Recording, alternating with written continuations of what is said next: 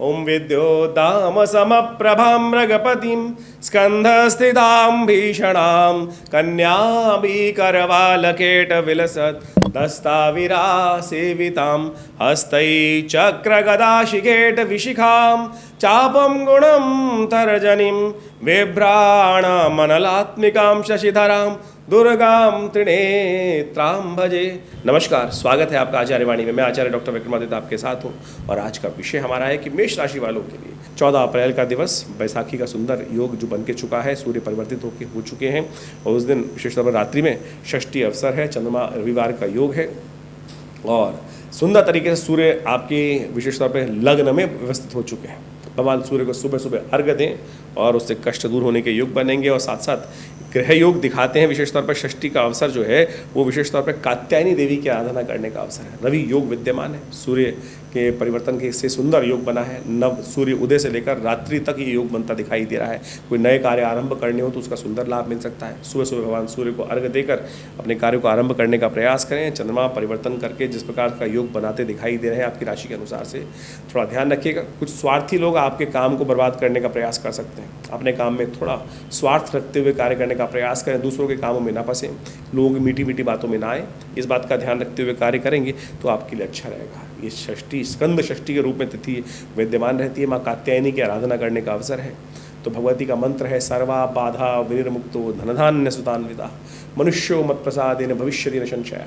ग्रह योग आपके लिए अच्छे दिखाई देते हैं। सूर्य परिवर्तन की तरफ जा चुके हैं, लेकिन थोड़ी सी एग्रेसिवनेस बढ़ाएंगे, थोड़ा क्रोध बढ़ाएंगे। बस क्रोध को कंट्रोल करके रखिएगा। उसके लिए अच्छा कार्य है परोपकार।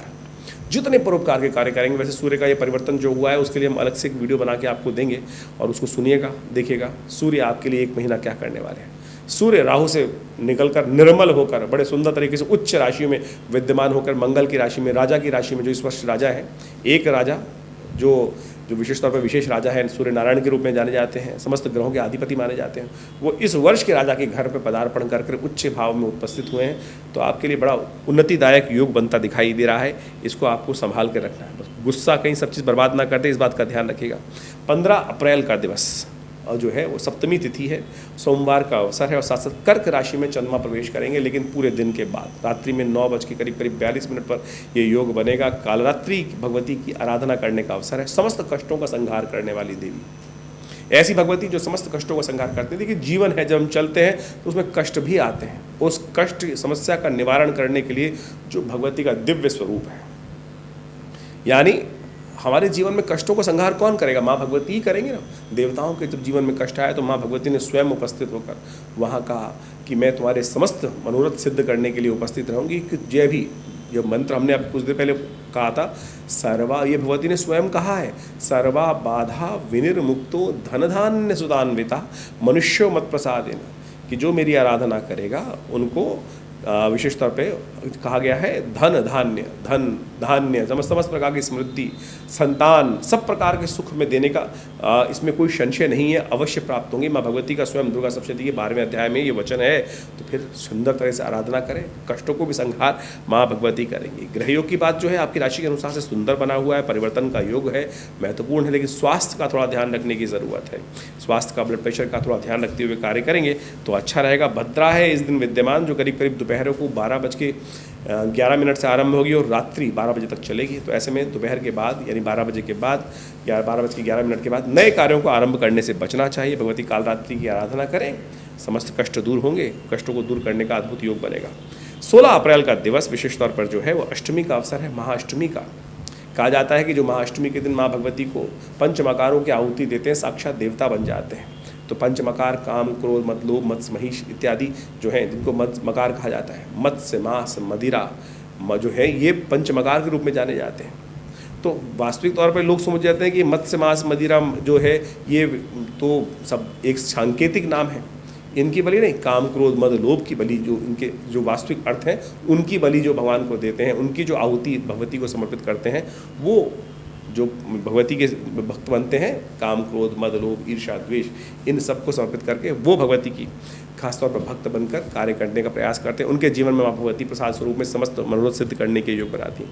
ग्रह योग आपके अच्छे बने हुए हैं। सप्तमी अवसर पर, विजयाष्टमी के अवसर पर महाकाल रात्रि के पूजन करते हुए अद्भुत प्रकार से लाभ का योग बना हुआ है। एक और, यदि जीवन में कोई शोक चल रहा हो, तो कहा जाता है इस महाअष्टमी के दिन अशोकाष्टमी भी कही जाती है।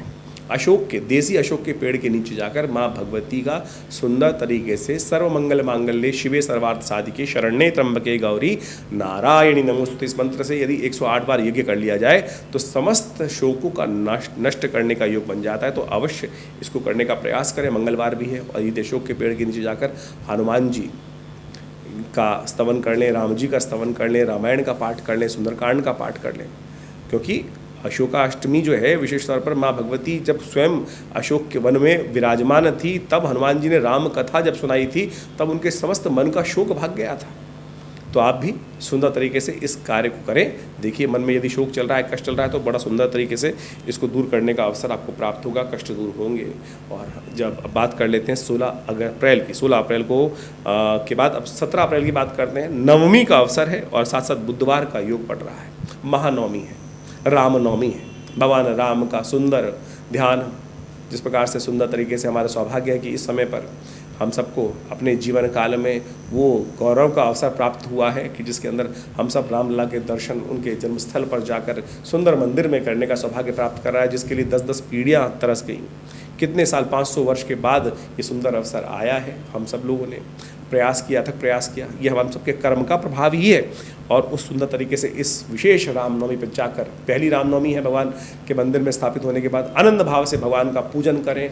और विशेष तौर पर महानवमी भी है तो दुर्गा जी का सुंदर यज्ञ करें। हमने विवेकानंद योगाश्रम पे बड़ा विशाल इस दिन पूर्णाहुति का यज्ञ रखा है। दुर्गा नवरात्र के अवसर पर संपूर्ण दुर्गा सप्तशती का यज्ञ जो पिछले 9 दिन से सहस्त्रचंडी के रूप में चल रहा था, उसकी पूर्णाहुति की जाएगी। भंडारा रहेगा, यज्ञ रहेगा। आप सब लोग सादर आमंत्रित हैं। शाम को 5 बजे से लेकर रात्रि के 11 बजे तक ये कार्यक्रम रहेगा विवेकानंद योगाश्रम में। और ग्रह योग की यदि हम बात करें तो बड़े सुंदर बने हुए हैं। आपके लिए लाभ के योग प्रशस्त दिखाई देते हैं, सम्मान में वृद्धि के योग बने हुए हैं ग्रह अनुसार। लेकिन बस ध्यान रखना है आपको विशेष तौर पर अपने, कई बार हम क्या होता है कि सब ग्रह समय अच्छे चल रहा होता है, थोड़ा लेजी हो जाते हैं।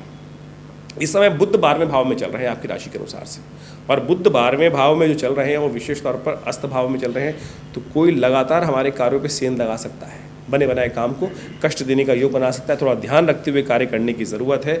और उसके लिए विशेष तौर पर माँ भगवती का स्तवन करें, दुर्गा जी का पाठ करें, तो ये सब कल्याण के योग अवश्य बनेंगे आपके लिए। जैसा हमने कहा विवेकानंद योगाश्रम में बड़ा सुंदर यज्ञ है, आप उसमें सम्मिलित हो सकते हैं। 18 अप्रैल का दिन दशमी का अवसर है, गुरुवार का अवसर है। और साथ साथ सिंह राशि में सुबह 7:56 पर चंद्रमा प्रवेश करने वाले हैं और ये लाभ के संकेत दे रहे हैं। प्रसाद स्वरूप का दिन दिखाई देता है। ऐसे में माँ भगवती की आराधना आपने पूरे नवरात्र पर्यंत यदि करी है श्रद्धा के साथ, कोई त्रुटि नहीं करी है, तो बृहस्पति महाराज चंद्रमा के सुंदर योग से ऐसे में विशेष तौर पर बुद्धि के द्वारा विशेष लाभ के योग आने वाले 2-3 दिन में आपके लिए बहुत सुंदर बनते दिखाई देंगे। आनंद से भगवान का स्तवन करते हुए लाभ लेने का प्रयास कीजिए। एक बात का और ध्यान रखिएगा, विशेष तौर पर 17, 18, 19 अश्लेषा और मघा नाम के नक्षत्रों का योग है। ऐसे में मूल शांति, जो जन्म ले रहे हैं जातक, उनकी मूल शांति अवश्य होनी चाहिए। और हम हर बार इसको अवगत कराने का प्रयास करते हैं जिन लोगों ने बाल्यकाल से अपनी मूल शांति नहीं कराई है। तो ऐसा नहीं है कि बाल्यकाल में ही हो सकती, जन्म के साथ ही हो सकती, वो तो करना बहुत श्रेष्ठ है। लेकिन यदि नहीं कराई है, आपके माँ बाप भूल गए हैं, तो अब करा लीजिए। 27 दिन तक 27,000 मूल मंत्र का जप कर कर मूल शांति कराई जा सकती है। अन्यथा हमने जीवन में देखा है कई बार इस योग के कारण से बहुत सारे जीवन के शुभ योग फलीभूत होते ही नहीं हैं। तो 27 दिन तक आप स्वयं मूल मंत्र का जप करके भी उसका लाभ ले सकते हैं। यदि विधि विधान से करेंगे तो और लाभ प्राप्त होगा। विवेकानंद योगाश्रम में इसकी सुंदर व्यवस्था है। आप आश्रम पे फ़ोन नंबर्स पे संपर्क साध कर अपने इन समस्त कष्टों को निवारण करने, शंकाओं का निवारण करने के लिए संपर्क साध सकते हैं।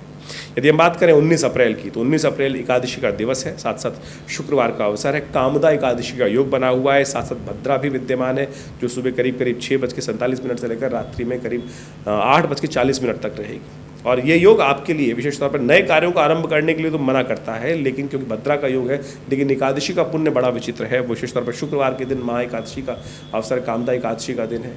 मनोरथ सिद्ध करने का अवसर है। यदि अनन्य श्रद्धा के साथ महालक्ष्मी का पूजन किया जाए विष्णु जी के साथ, तो कहा जाता है कि समस्त कामनाओं की सिद्धि करने का योग बन जाता है। सबसे बड़ी कामना लोग की पद की, प्रतिष्ठा की और धन की होती है। और ऐसे में यदि श्री सूक्त का यज्ञ किया जाए तो सबसे प्रभाव से कल्याण के योग बनते हैं। ग्रहों योग की बात करें यदि मेष राशि के अनुसार से, तो कैसे ग्रह योग बने हुए हैं वो भी समझ लीजिए।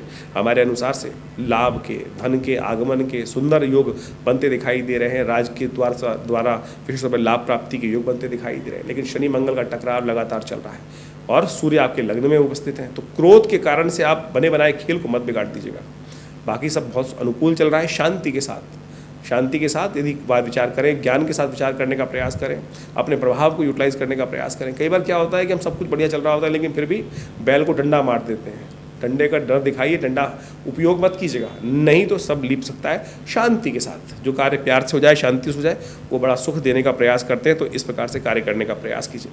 20 अप्रैल का दिवस, द्वादशी का अवसर, शनिवार का योग है और चंद्रमा का योग बृहस्पति के साथ गजकेसरी योग का निर्माण लग्न में और पंचम भाव के योग के साथ बना हुआ है आपकी राशि के अनुसार से। बड़ा सुंदर योग बन रहा है और बुध इस दिन उदय होने जा रहे हैं। आपकी राशि के अनुसार यदि बुध का उदय होना विशेष तौर पर थोड़ा सा कष्टमय दिखाई देता है। लोग आपके हिस्से को, आपके भाग को, आपके पार्टनरशिप के कार्य को, आपके साथ मिलजुल कर जो कार्य किया है उससे आपको वियोग करने का योग बना सकते हैं। तो ऐसे में आने वाले समय में थोड़ा सावधान होकर कार्य करने की ज़रूरत है।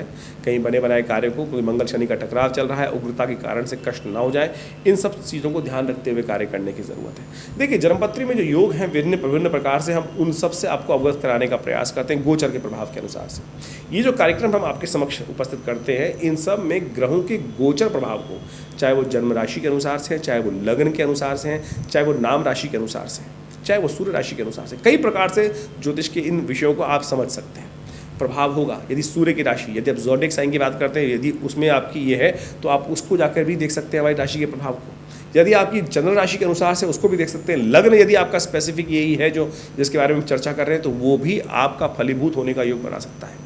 और तो इन सब पद्धतियों से आप हमारे इस राशि फल को गोचर के दृष्टिकोण से देख सकते हैं। लेकिन गोचर तो एक प्रभाव है और वो बहुत प्रत्यक्ष भी है, लेकिन मूल सिद्धांत किस प्रकार का है, आप अपने जीवन में कौन से स्तर पर हैं, पहली पैड़ी पर हैं, 10वीं पैड़ी पर हैं, 100वीं पैड़ी पर हैं, 1000वीं पैड़ी पर हैं, 1,00,000वीं पैड़ी पर हैं, तो उसके अनुसार से प्रभाव होगा।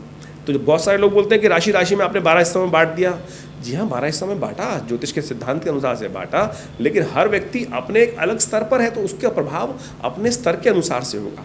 तो आप उसको बृहद रूप से समझने का यदि प्रयास करेंगे तो बहुत सुंदर रहेगा।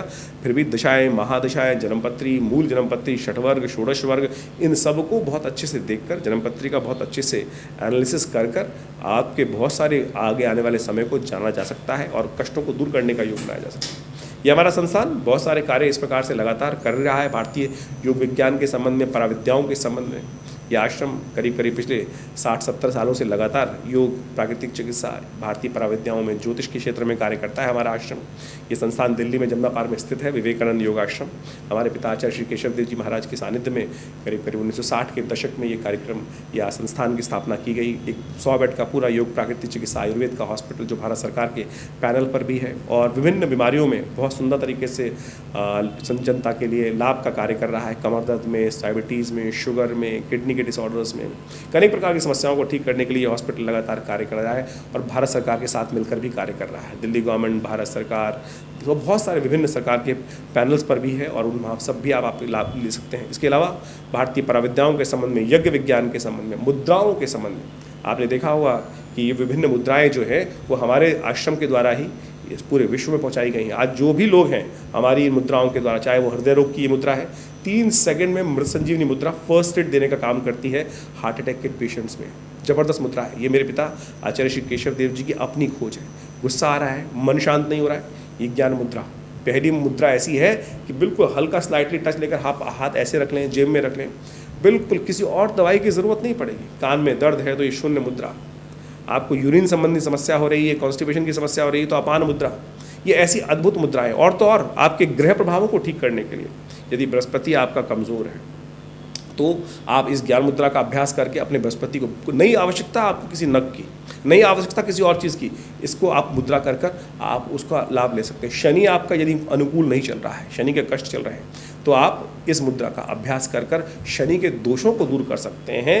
ये अद्भुत प्रयोग हमने बहुत सुंदर तरीके से मुद्राओं के द्वारा भी, ये पराविद्या का भाग है, यज्ञ विज्ञान के ऊपर, मंत्र विज्ञान के ऊपर बहुत सारी 50 पुस्तकें आश्रम से प्रकाशित की गई हैं। आप सब उन सब का अध्ययन कर आश्रम के साथ जुड़ सकते हैं। और वैसे तो आश्रम पे नित्य प्रति 8 घंटे यज्ञ होता ही है। आप सब लोग हर रविवार को उस यज्ञ में पधार सकते हैं। अभी नवरात्र का यज्ञ विशेष तौर पर चल ही रहा है, जो पूरे 9 दिन तक सहस चंडी के रूप में यज्ञ विद्यमान रहेगा।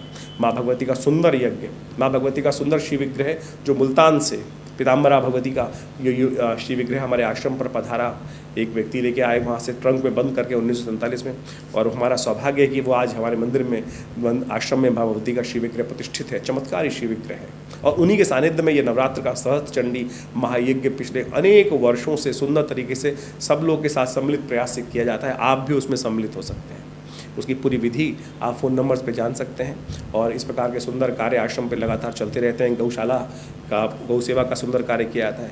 लगातार महीने में कम से कम 10 से 15 भंडारे जनमानस के लिए व्यवस्था की जाती है। हॉस्पिटल आपको बताया ही चल रहा है, और बहुत सारे कार्य संस्थान के द्वारा, विवेकानंद योगाश्रम के द्वारा कार्य किए जा रहे हैं। ज्योतिष विज्ञान के संबंध में तो हम आपके साथ लगातार वीडियोस के माध्यम से आश्रम पे लोगों के साथ सानिध्य प्राप्त कर विभिन्न समस्याओं के लिए विभिन्न प्रकार के यज्ञ, मंत्र इत्यादि का सानिध्य, बहुत सारी समस्याएं, कोई स्वास्थ्य के संबंध में महामृत्युंजय मंत्र, मृत संजीवनी मंत्र का अनुष्ठान, बहुत सारे रुद्राभिषेक इत्यादि आप सब लोग कई व्यवस्था। हाँ, एक और, बहुत सारे लोग पितरों की समस्या से ग्रसित होते हैं।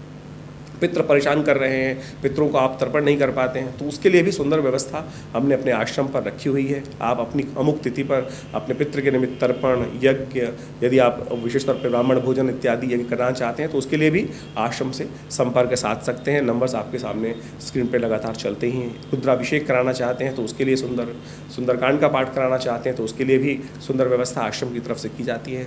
हर मंगलवार को सुंदरकांड का आश्रम में व्यवस्था चलती ही है। तो आप सब इन समस्त कार्यक्रम में आश्रम के साथ जुड़ सकते हैं। विवेकानंद योगाश्रम हमारे पिता आचार्य श्री केशव देव जी के माध्यम से ये स्थापित किया गया, और आज हम उसी प्रयास में हम आपके समक्ष इस चैनल के माध्यम से उपस्थित रहते हैं और विभिन्न कार्यक्रमों को अपने आश्रम के बारे में आपको बताने का प्रयास करते हैं। आइए विवेकानंद योगाश्रम में। धन्यवाद, नमस्कार।